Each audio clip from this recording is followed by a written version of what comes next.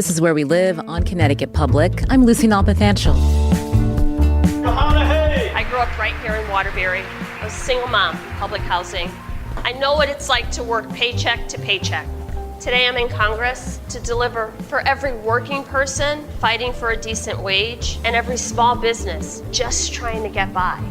That's 5th District Congresswoman Jahana Hayes in a campaign ad talking about her record as a two-term U.S. representative. She's now seeking re-election in what's been described as the most competitive race in Connecticut. Her Republican opponent is former State Senator George Logan. Today, Where We Live, Representative Hayes joins us in studio. Our conversation isn't limited to our live radio stream. You can also watch online at Connecticut Public's website, Facebook page, or on YouTube. Or you can call in with your question. Here's the number, 888-720-9677. That's 888-720-WNPR. You can also find us on Facebook and Twitter at Where We Live. Such a pleasure to have Congresswoman Jahana Hayes back in our studio, again representing Connecticut's 5th Congressional District. How are you doing today? Good morning, Lucy. Thanks so much for having me. Now, I was thinking back to all the times that I've been able to talk with you, and it actually started back when you were still an educator, when you were National Teacher of the Year back in 2016. Now you're running for your third term as a Congresswoman of the 5th District. Why are you seeking re-election? Well, it's been quite a journey from the first time we talked in 2016, and really, all of those experiences are exactly why I'm seeking re-election, to be a voice to make sure that there's opportunities available for every person. I mean, my story and, the journey of everything that has happened to me is something that only happens here in America. So to make sure that those opportunities exist for anyone who wants to take advantage of them is just so deeply important to me. When you look back at the 2 terms that you've served so far, what do you see as your biggest accomplishments? Well, I could have never imagined that I would get elected to Congress and then be faced with a global pandemic and just all of the challenges that we saw. But I also am just so proud of what we've been able to accomplish in this Congress. Well, since I've been elected, the American Rescue Plan that really targeted the communities that needed the most help. The infrastructure bill, which we had been talking about for years, Connecticut will finally see the results of investments in infrastructure. Gun legislation, the first time in 30 years.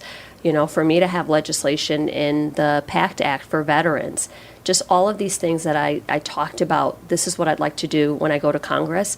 The first investment in climate initiatives that this country has ever seen. For me to have been a part of that and to have helped to craft that legislation and vote on it and bring it back to my constituents is the exact reason I went to Congress. You can join us with your question for Congresswoman Jahana Hayes. Our number, 888-720-9677, or add your comment to Facebook or on Twitter at Where We Live. I mentioned that the 5th District is seen, and it has been the most competitive House seat in Connecticut. It's considered a purple district. WTNH reporting that 21,000 new voters had registered in the 5th District since the first of the year. So I believe we have, 42 days until Election Day. So what is your message to the constituents that you serve? My message is my record. This is what I've done, and this is what I'd like to continue doing. This district has always been competitive, and I never take it for granted. So I expect every election that I'll have to work for it, that I'll have to communicate to people, that I'll have to remind them of where I stand on issues and what the work that still needs to be done. So I never take it for granted. You cannot win the 5th District with just Democrat votes or just Republican votes. You really have to have a much broader appeal. So over the next 42 days, my record is what I'm running on. All of the work that I've done, I'm very proud of my voting record. I hear a lot of talk about the percentages. She votes with Pelosi or she votes with Biden. And when I say to people, let me talk to you about what I voted for. Let me tell you what H.R. 1319 is. It's the American Rescue Plan that got vaccinations to almost 600,000 people in this district, that helped over 7,000 small businesses and 200 plus restaurants survive during the pandemic, that saved 15,000 families from getting evicted. Those are the pieces of legislation that I voted for. And when I talk to people about that, they realize wait, those are the things that affect me and my family. So this was targeted investments in communities that needed it most. And I'm going to remind people over the next 42 days, that's what good government looks like. It's a tough time for American families and businesses with 8% inflation rate. When you look back at what Congress has passed and also former presidents, when you think about how that has contributed to where we are right now with inflation, I'm wondering if you can talk about that. Well, I'm glad you bring that up because this isn't something that just happened over the last 2 years or with this administration. This has been something that has been festering under the surface at a global pandemic, and we see record inflation. Add in, the conflict in Europe and, the Russian invasion in Ukraine, and we see rising gas prices. There's lots of things that we need to do. But it cannot be lost on anyone that we have major companies bringing in record profits. When we look at the price of groceries, the meatpacking industry has a monopoly. 85% of the industry is owned by 4 companies.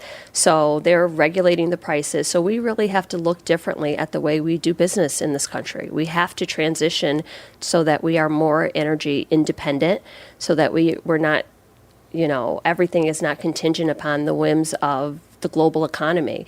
So all of those things, we have to make investments on the front end. President Biden released the strategic oil reserves to try to bring down the prices of gas. But looking forward, we have to make sure we're never in this situation again. And that's going to require doing things differently. Back in June, when we had the baby formula crisis, I was surprised to find that 2 companies literally control the entire market. And that is as a result of just deregulation over years, the way companies are allowed to grow into these huge monopolies. I taught history. Standard Oil had a monopoly smaller than this, and it was broken up. So we really have to look differently at how businesses and industries just control the market and record record profits that are not transferred to the consumer. When we think about the stimulus and the recovery, again, all of this extra cash within households that maybe some didn't need that, and how that has contributed to inflation, Congresswoman Hayes. Any missteps there when we think about with demand being high, especially in the pandemic, and supply being low. So there's a lot of conversation about where aid was targeted during the pandemic. And I can tell you that as a sitting congresswoman, I got calls in my office from everyone, people who were going to lose their job, were going to get evicted, didn't have access to health care, didn't have insurance to get a vaccine. And because of that, a lot of the normal regulatory restrictions were released because we had to get out aid as quickly as possible. One of the things I ask people when they say, was it too much? My question is always, who would you have left behind? Should it have been the small businesses? Should it have been the parents who needed childcare, the people who needed broadband for their kids to have school virtually? Who would you have left behind? And in the moment when we had 1 million people that died from a pandemic, when we were really in real time getting new information, trying to navigate this pandemic, we did the best we could with the information we had. So now as we are recovering, we see communities that are relying on the funds that were released through the American Rescue Plan. It kept hospitals open. It kept first responders on the job. It opened schools safely. Everyone was talking about we need to open schools safely, but this targeted federal funds gave the resources to do that. So my question is always, who would you have left behind? Because for me, that answer was no one. We really had to, first of all, stop people from dying, keep them safe in their homes, and then try to stabilize our economy so that we could recover. So there's a lot of work to do. And, as we do, the post-analysis, there's a lot of things, well, we could have done this, we could have done this. But in the moment, it was to get targeted resources out to the communities that needed it the most in the middle of a global pandemic. And I think we did a really good job of that. You can ask your question to Congresswoman Jahana Hayes. Again, she represents the 5th District, running for re-election against Republican George Logan. I should mention he'll be on Where We Live in a few weeks on October 18th. Join us with your question, 888-720-9677. You can also find us on Facebook and Twitter at Where We Live. I mentioned cash and going into the economy. Let's talk about all the cash going into this 5th District. The Congressional Leadership Fund, a Republican-affiliated super PAC, has released used two ads backing your opponent, one of which was more of an attack ad around the issue of inflation. What's your response to the focus on your claim that Democrats, quote, single-handedly saved the economy during the pandemic? Did you want to clarify that? Well, that was a question about the American Rescue Plan, and my comment was in reference to the fact that no Republican voted for the American Rescue Plan, and that did stabilize the economy at the point where we passed that legislation. That's the money, the ads that the Congressional Leadership Fund are running refer to H.R. 1319, which is the American Rescue Plan.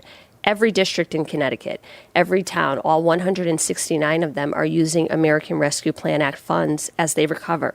Small businesses, like I said, over 7,000 in my district used American Rescue Plan Act funds. Child tax credit brought 50% of children out of poverty, and no Republican voted for that. So in that moment, it's interesting that they play that ad over and over in that one quote. I've been in office almost 4 years. And this is one statement taken out of context that they're using over and over, but only Democrats voted for it. You know, there's some clear contrasts, and I'm actually happy that they are choosing to highlight my record as the center of this race, because I'd like to defend my record. And my opponent also has a voting record in the Connecticut State Senate. And when we talk about some of the things that the people in this district care about, I think it's going to be very clear to say, when this issue came up for a vote, this is how I voted, this is how he voted. So that statement really was about the American Rescue Plan and the fact that no Republican voted for it. And that investment, that state, local investment, really infused our economy and stabilized communities in that moment. I mean, a lot of things happened after that, but no Republican votes. That's what I meant by Democrats single-handedly saved the economy. When we think about the economy, some economists say we are in a recession. Do you believe we are? Well, I think that it's weird because I hear that from economists, but then you see the job numbers and the rate of growth, and we, in some areas, are back to pre-pandemic strength. So I think that we're at a position where there's all of these variables that we never had to consider: a global pandemic, a Russian invasion, an economy that's recovering. So in some areas we see strength, and other areas there's need for improvement, but I think we should all be focused on the solution. I hear people talk about Democrats close down the economy. No one woke up one day and said, let's close schools, let's stop the economy and disrupt businesses. 1 million people had died, and we were trying to stop that. So right now I think that the steps that are being taken are helping us to the fastest recovery that we've ever seen. Again, you can join us 888-720-9677 to ask your question of Congresswoman Jahana Hayes, especially if you're registered to vote in the 5th District. When we think about some of the campaign ads that have come out, from whether it's the National Democratic Party, also the Republican Party. One of your opponent's first ads focuses on the issue of race and drawing on a since-deleted tweet from the Democratic State Central Committee that featured language imitating the Curious George children's books. And for our listeners who may not have been following that, that deleted tweet read in part, and this is from Hearst, Connecticut.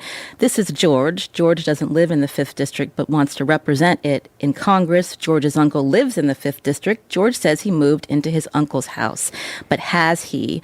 Again, George Logan and some Republicans saying that this was, in fact, racist. You've refuted that tweet, that it wasn't any way derogatory. What is your response now in light that this is now in a campaign ad and people are seeing this?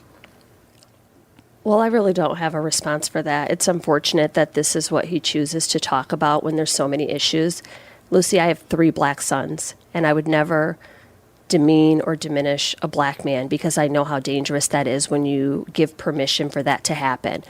But I'll also remind you that in 2018, I made the statement, when Congress starts to look like us, and national Republicans went crazy because they thought us meant black women. And what I meant by that was mothers and teachers and, people who live and work in our community every day. We have to make sure that they're reflected in the Congress. Recently, it's so rich because recently that same Congressional Leadership PAC, their spokesman said, we're running candidates that look like the communities they represent. So this idea that anytime there's any reference to diversity, it's racial. There are so many issues to focus on in this campaign. I would like to see where my opponent stands on these issues. So to try to revive a conversation about race and attribute it to me, I'm a black woman like he's a black man. And I'm just not going to get involved in that. My campaign and everything that is communicated from me that I am paying for, that is my message, is going to be about the work that I've done. So when that tweet came out, you had retweeted it, but then you acknowledged that some may have found that that was derogatory, and so you deleted it. I did. And, that's what a leader does. You know how to accept responsibility when you're wrong about something. And what I said was, while I don't think that this is the way it was intended, the fact that he was offended by it was enough for me. The same as I would have done in the classroom or anywhere else. You don't have to have, sometimes it doesn't matter your intent. If a person is hurt by your words or your actions, it's enough for you to say, and now this is over. And I took the tweet to mean he doesn't live in the Fifth. He hasn't lived here. He was renting his uncle's apartment or whatever in order to run in the Fifth. And just on that note, I've heard him say that I want to run for Congress because to add diversity to the delegation. It's been an all Democratic delegation. But it's not lost on me that his representative is also a Democrat. So he could have ran from his home in Ansonia. So it just feels like a very opportunistic move. But, I mean, anybody can run. These seats are not anointed or appointed. And I think that in every election, in every campaign, you should have to work for it. So I fully intend to work for this in this campaign and communicate a message of the work that I've done. We've been spending a lot of time talking about the economy, and I wanted to take a quick call from Eula in Hartford. Eula, what's your question for Congresswoman Hayes? Good morning and best of luck. My question, I realize you're just one person up there, that because I'm middle class, I own my own home, there is no programs for people who are not poor enough to get energy assistance. Is there any kind of proposals ever for so-called middle-class people to, get some benefits for energy assistance for oil or for gas?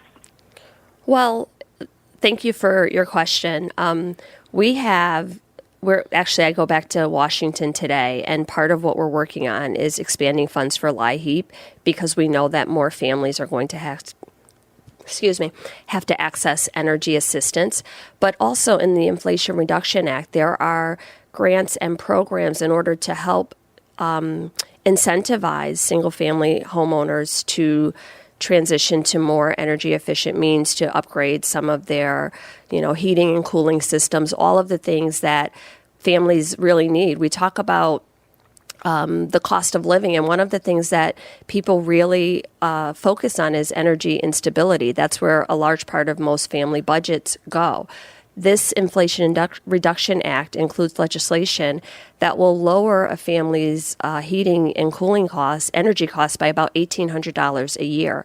So while that seems like a more long-term solution, we are working to bring funds back to Connecticut specifically, our delegation, for programs like LIHEAP and expanded energy assistance, especially right now as we are recovering from this pandemic. I think that it's important to note in that area, since your question is about energy, there's a clear contrast here. In Congress, I'm working on solutions to that problem. My opponent abstained from every vote that would have involved, energy regulation for his employer, Eversource.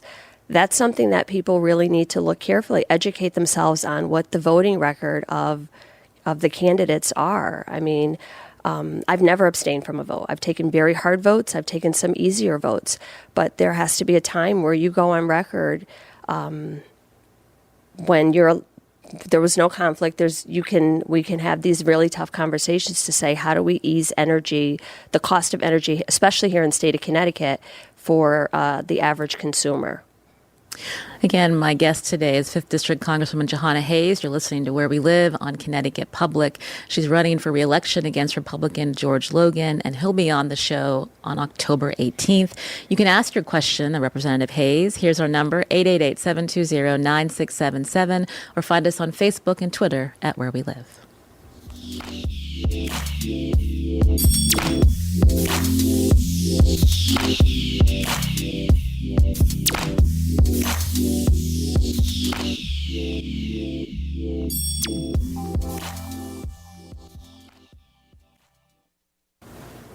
This is Where We Live on Connecticut Public. I'm Lucy Nalpathanchel. My guest today is 5th District Congresswoman Jahana Hayes, who in 2018 made history in our state as the first black woman to represent Connecticut in Congress. This fall, she's running for a third term against Republican challenger George Logan, a former state senator. Now, if you live in the 5th District, what questions do you have for Representative Hayes? We want to hear from you. We're live on the radio, online at Connecticut Public's website, Facebook, or on YouTube. Add your questions in the comments field, or you can call in with your question, 888-720-9677, or find us on Facebook and Twitter at Where We Live. Many people know that you're a longtime educator, and so I wanted to talk about education. And really, when we think about the national backdrop for this race, the larger playbook by conservatives, education has become a major topic.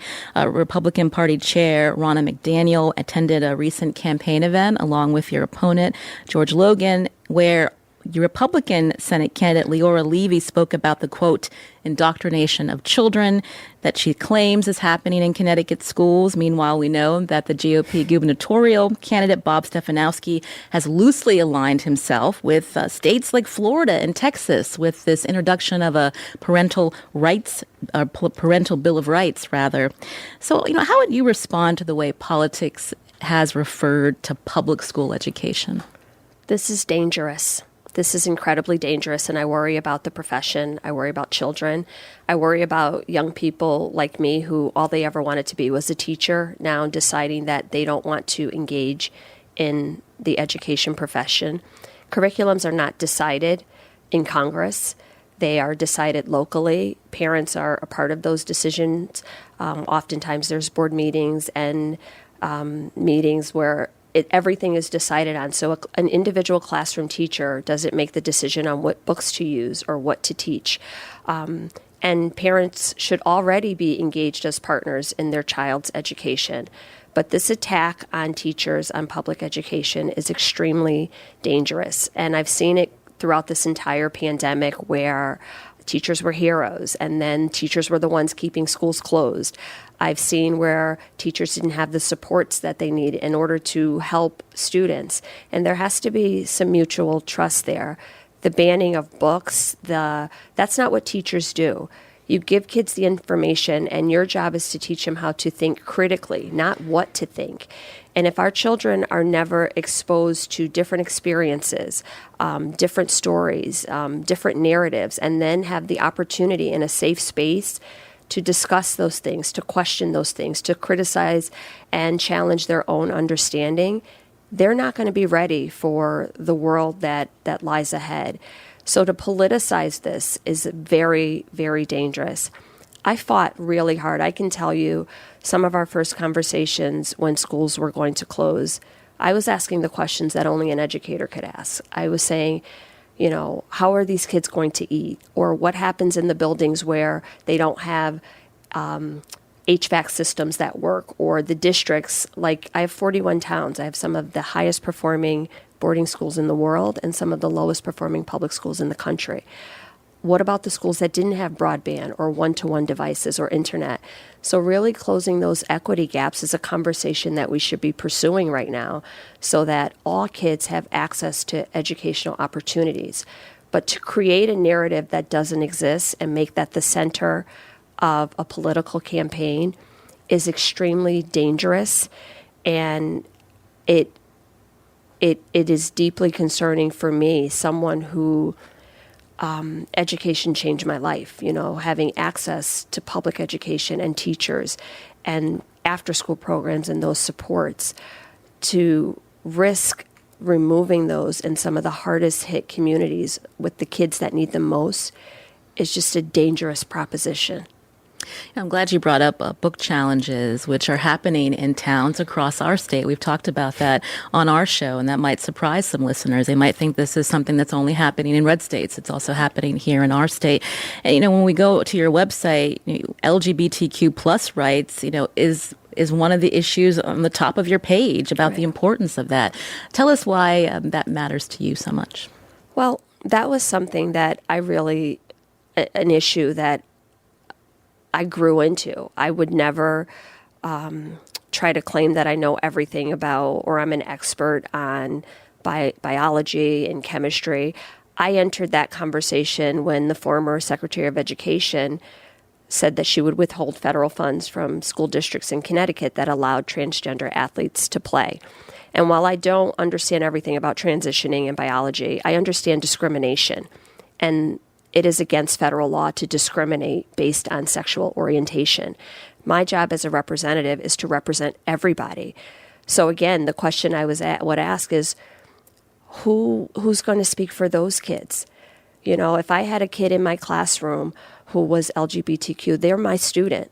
And I think every teacher feels that way. So this separating children and demonizing children, again, is dangerous. So we have to really come to a conversation where we can figure out a way to include all children, but adults targeting children is just wrong and should not happen. And I'm going to fight against that at every turn because for many of those kids, they need a trusted adult to be their voice because they don't have the strength, the agency, or the advocacy to do it themselves.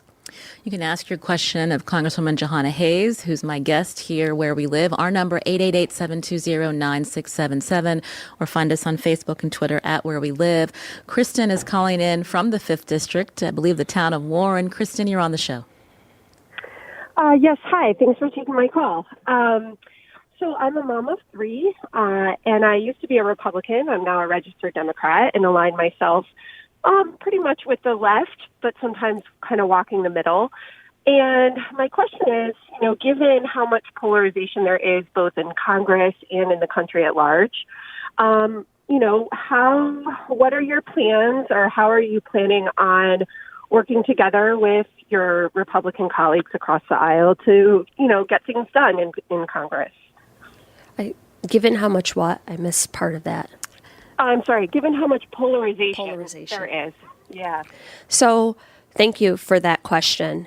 I recognize the polarization at every level, and I've tried really hard. In Congress, I've actually been able to pass legislation, bipartisan legislation.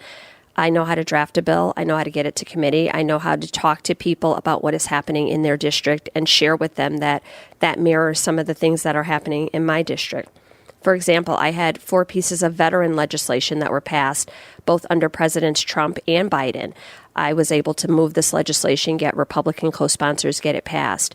In June, I introduced the Baby Formula Act, and I had a Republican co-sponsor, and literally I went every day while we were on the floor and just talked to my colleagues and said, listen, this is what I'm hearing in my district. It has to be the same as what's happening in your district. And I think we continue to do that one conversation at a time, one person at a time, making the legislation about people and the people that are affected by it. And I've seen where we can get some work done. I've seen where we just passed the PACT Act in Congress, which was for the first time, veterans won't have to prove that they got a toxic exposure. We were able to get that passed by just appealing to people about this is how this benefits everyone. But we have to do better, at every level. And there are so many things that are outside of my control when it comes to legislation at the federal level. And what I do, and this is why I make very intentional decisions about the way I run my campaign, I can make a conscious decision to focus on the issues, to not go negative. I can tell you that I've had even Democrat consultants say to me, Jahana, I don't know if this is a good lane to travel in. You really have to punch back. You have to say this, you have to do this. I was in the classroom for 15 years and told kids that government works, that you can have civil discourse, that you can have conversations where you disagree. I'm not going to go to Congress and now change that. So really just focusing on the issues, talking about things that everybody is impacted on, reminding our colleagues, and there is a possibility to get it done. We just passed the Bipartisan Safer Communities Act, the gun legislation. These are things that 30 years, no movement on. So there is room for movement. We just have to work really hard at it and be intentional. I know how to get legislation moved. As a contrast, I mean, my opponent has never had a bill voted on the floor, has never had any of his legislation moved. So bipartisanship is not just about introducing legislation. It's about actually getting people to buy into it, support it, getting a vote on the floor. My baby formula bill had like 380, I think it was, yay votes. There's only 218 Democrats, so quite a few Republicans had to vote for this. And I worked really hard over that week before the legislation was introduced to talk to every office, to appeal to people, to ask them to support it, to remind them of how important it is. So I do believe that it is still possible to do that. I wanted to fit in another call. You can join us 888-720-9677 or find us on Facebook and Twitter at Where We Live. Amy's also calling in from the 5th District in New Britain. Amy, quickly with your question. Yes, I think you've done a great job. And what are your priorities for the next time should you win? And I think you need a stronger attack ad against George Logan, one that mentions your name, and maybe an ad with your baby campaign, your baby formula campaign. So, thank you for the question. My plans in the next Congress, there are some very important things. So I am the chair of the Nutrition Oversight and Department Operations Subcommittee on the Committee of Ag, and next year is the Farm Bill. Food security is a major issue for me, making sure that in this country, no one goes to bed hungry. We actually have a White House conference on hunger that is convening tomorrow. I'm headed back to D.C. This evening. To really make sure our seniors, our veterans, our children have healthy foods. So that's something that is very important to me. Women's reproductive rights, codifying that into law, I think that there's a sense of anxiety, the fact that the interpretation of what women's health means can just change from through the interpretation of the court. So I think that really needs to be codified into law. I think the child tax credit and really programs that support families. I want to make sure that we take the lessons that we've learned from this pandemic and say, what do we need to do going forward so that we never find ourselves in this position? I think that there's a lot of talk about going back to where we were before the pandemic, but for me, that wasn't good enough. So we've started the conversation and opened the door and really begin to challenge ourselves to look at the gaps in our communities. And I think we really have to continue to work for that. We were able to pass in the Inflation Reduction Act to negotiate the cost of prescription drugs, but that's just for Medicare. We need to expand that to private insurers and really get health care in a manageable place where people can afford it. So those are the things that are really my priorities, and always education, apprenticeships, making sure that people have jobs, making sure that we give people opportunities to stand on their own so that they don't have to rely on government assistance. I think that I would have, if you had asked me in 2018 if I thought we'd be able to accomplish all of these things, my answer probably would have been no, but to see the work that we've done in all of these areas, I just want to continue to expand and improve upon that. I'm glad that you brought up abortion. This is something that's also in one of the ads running in this district from the Democratic Congressional Campaign Committee, tying your opponent to Republicans like former President Trump and others who want to ban abortion. Your opponent says that he is against a national abortion ban. Do you think that he goes far enough there with his views on that? Well, I think that when the time came and I had to vote on what that meant, I voted for the Women's Reproductive Health Act, so people know exactly where I stand. The decision for whether or not to have an abortion should be between a woman and her doctor. There's no room for government. There's no room for me. So this idea that there's a limit, this is the cutoff date, that's not for me to decide. And at the national level, Republicans have already made it clear that they intend to, they've already introduced in the Senate a national abortion ban. And the last time that was introduced in the House, I think 160 of my colleagues supported it. So it has to be very clear. There can be no ambiguity on this topic. And I think the people of this district know where I stand because they know how I voted already on this issue. We just have a couple of minutes left. I wanted to ask you about school safety. At the end of this year is the 10 years since the shootings at Sandy Hook.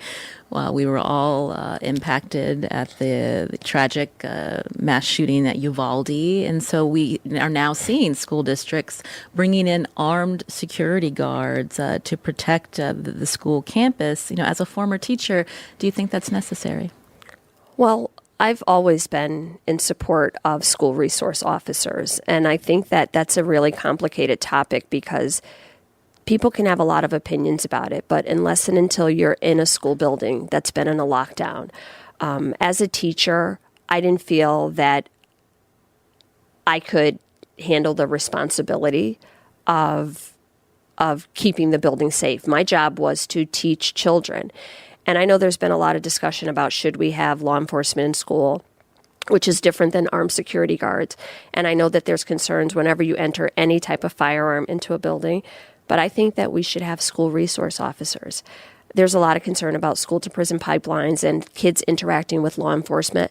But I worked in a building for 15 years where I saw kids have positive interactions with law enforcement, where kids would talk to our school resource officer. He went to basketball games. He, stayed after for practice, and the kids got to know him as a person, not just as a police officer.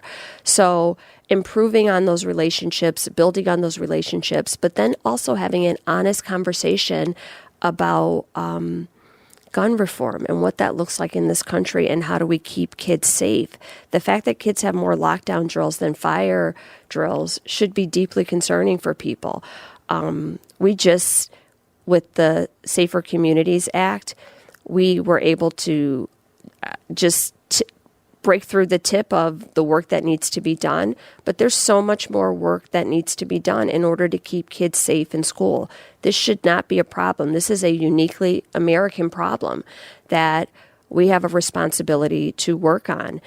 And the thing that I really believe that we did over this summer in the Congress was break the stronghold of the gun lobbyists, of the oil and gas industry, of the prescription drug industry, and really start to legislate in a way that helps people. I want to thank Representative Jahana Hayes for coming on the show. We always get really into a good discussion and then it's time to go. But it goes by so fast. We appreciate your time. And I do want to mention that Connecticut Public is hosting a series of debates, and Congresswoman Hayes, as well as Republican opponent George Logan, will be also coming to Central Connecticut State University, I believe, for a debate in October. Be sure to watch that. And again, we'll have your opponent on October 18th here where we live. Thank you so much for your time today. Lucy, thank you so much. Coming up after the break, we're going to hear more about this competitive House race. Paul Hughes of the Waterbury Republican American joins us. You can join us too. Find us on Facebook and Twitter at Where We Live.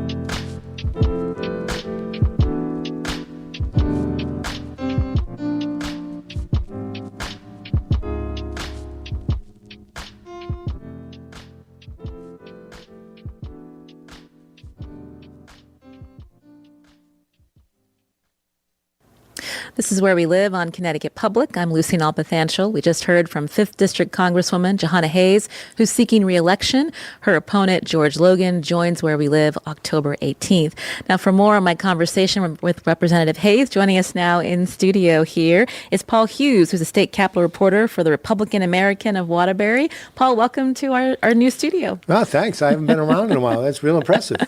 We appreciate you driving up for this conversation. So what are your takeaways? You understand the ground game and the 5th District better than most. So tell us what you've been seeing in this campaign. Well, we've been seeing two very, what I would say, talented candidates out there, fighting for those votes. I mean, you heard it here on the radio. I mean, Representative Hayes is out there. She's, campaigning on a record. George Logan is out there pounding on the campaign trail, making appearances, trying to connect with people. He's also speaks Spanish, which is a plus in this district as well. No, I think it's a real interesting race, and I can understand why it's getting a lot of attention in the state. And nationally, yes. There's a lot riding on whether the Republicans can flip the House, and so this is a heated race. Can you talk about some of the issues that have come out, and even what you're seeing in terms of the money pouring into this district? Well, there's a lot more outside spending. I mean, if you looked at the finance reports from June, I mean, Representative Hayes had like $1.6 million, I believe, cash on hand, and Mr. Logan had something like $200,000. So there's going to be a lot of outside spending. We've already seen it. We've seen super PACs affiliated with Republican leader Kevin McCarthy. We've also seen the two sort of House campaign arms of the Democratic National Committee and the Republican National Committee pouring a lot of money in this race. So if folks don't like TV ads and radio ads, well, sorry, you're going to get a lot of them between now and November 8th. And I think you guys covered some of the big issues. Inflation. I mean, it's like, duh, we've got like 8% inflation. The cost of living is always high in this state. Taxes are high in this state. People often feel, complain about the level of the burden of the high cost of living and taxes in Connecticut. So the economic, the pocketbook issues are very big. But you also have the social issues too. The issue on abortion, where there's not really too much of a difference, at least in the stated positions of the two candidates, other than Mr. Logan supports parental notification, which I think a Quinnipiac poll in May found about 3/4 of the people in Connecticut support. So he's not that far out of step with the voters. Oh, when we think about some of the issues like abortion, of course, the economy, how does that play out in the 5th District, which is so varied from, wealthy Litchfield County to, urban areas like Meriden, Danbury, and New Britain in terms of, the issues that are going to drive voters to the polls? Well, I think there's a lot of economic anxiety across all income groups. But you're right. I mean, you have places like Waterbury that have a large groups of poorer people, and then you have some of the towns in Litchfield County, which are among the most to do in Connecticut. So that's, I think, makes the 5th District kind of an interesting combination. But yeah, I mean, one of the things is the government spending.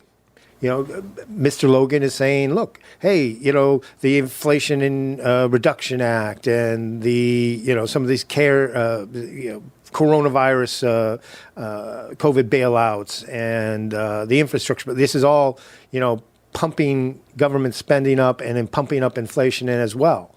Well, when we think about her opponent, George Logan, this is someone who was a former state senator. Yes. And so Representative Hayes talked a lot about, she's campaigning on her record, and what will our former Senator Logan be bringing to this race other than the fact that you mentioned that, he's a talented candidate and he's connecting with voters? Well, he does have a record, but we're not really hearing a lot about it. We're hearing he voted against bump stocks. Well, most Republicans voted against the bump stock bill back in 2017 or 2018. That's one of the things that I kind of find is interesting is we're not hearing too much about his legislative record as much as we are hearing about her congressional record. But, I mean, it's out there for everybody to see. I mean, let's face it, these people vote 90% of the time or so with their party. The maverick is the guy who votes maybe 85% of the time with the party. There's not anybody out there that's voting 50-50. Let's sort of dispense with that. Right. We did spend some time talking about race, specifically George Logan's campaign, where he references Democrats calling him, quote, a monkey. Yes. And Jahana Hayes, again, when we asked her about that tweet, said she didn't think that was the intent of that tweet. It was not derogatory. How did you see that play out? Well, it was interesting because the Democratic Party pushed back hard initially against that. No. It's not a comparison to Curious George. It's actually something that we took from an American Heart Association ad with stick people, and this is Jane, CJ. It's like, I guess it depends on who you believe. Certainly. It sounds an awful lot like the opening of Curious George, but then when you go and you look at that American Heart Association commercial, you're like, okay, well, maybe. So it's one of those things where it was kind of took on a life of its own. I don't know if it was an unforced error or not, but your view of it, I think, might depend on which candidate you support or which party you're affiliated with. So what are the polls telling us about this race, Paul? Well, that's the thing about it. Congressional districts, I guess, are hard from what I've been told from independent pollsters. Sometimes hard to survey, but the Republicans and Mr. Logan have been hanging their hat on a poll, I think, from the Terrence Group, a Republican consulting firm, around earlier this summer, and it had the race at 45-45. And, the Democrats obviously dispute that, and the Republicans are playing up. It's like any poll. You don't like the results, there's something wrong with the poll. It's the methodology, one group is oversampled than the other. But, we really don't have an outside sort of independent measure of where the race stands. And, although people dismiss polling a lot, let's face it, these candidates spend on campaigns, and political parties spend an awful lot of money on polling. So, any kind of poll that comes out at least gives people a sense of where a race might stand at one point or at one moment. I think they should be viewed in that context. I believe Representative Hayes won the other two elections by double digits. Do you think, though, this could be a lot closer? I don't know. That's the interesting thing, because Republicans see her as vulnerable. But if you look at, her percentage of the vote, I believe it went up from it was in the upper 50s. But her plurality increased, and it was a presidential election in 2020, but she was about 31,800 votes, I think, in 2018. And then I think it was up to 40,000 plus. So, I mean, you look at those numbers and, you wonder, well, is she as vulnerable as Republicans portray or would like to think? But then again, those aren't big, wins. Not a blowout, I shouldn't say. Not blowouts. They were, decent wins. Right. Paul Hughes, again, a state capitol reporter for the Waterbury Republican American. A pleasure to hear from you. Can't wait to see what the campaign trail brings in the next 40-some days. Oh, I'm looking forward to the debate that you guys and the Legal and Voters of Connecticut are sponsoring. I think that's going to be very interesting for voters in the 5th District. Thank you so much, Paul. We'll be sure to tweet out information about that Connecticut public debate at Where We Live. I'm Lucy Nalpathanchel. Today's show produced by Katie Pellico. Our technical director is Kat Pastor. Robin Doyne-Aiken was our call screener today. And special thanks to the visuals, digital, and operation teams at Connecticut Public. We'll be back tomorrow.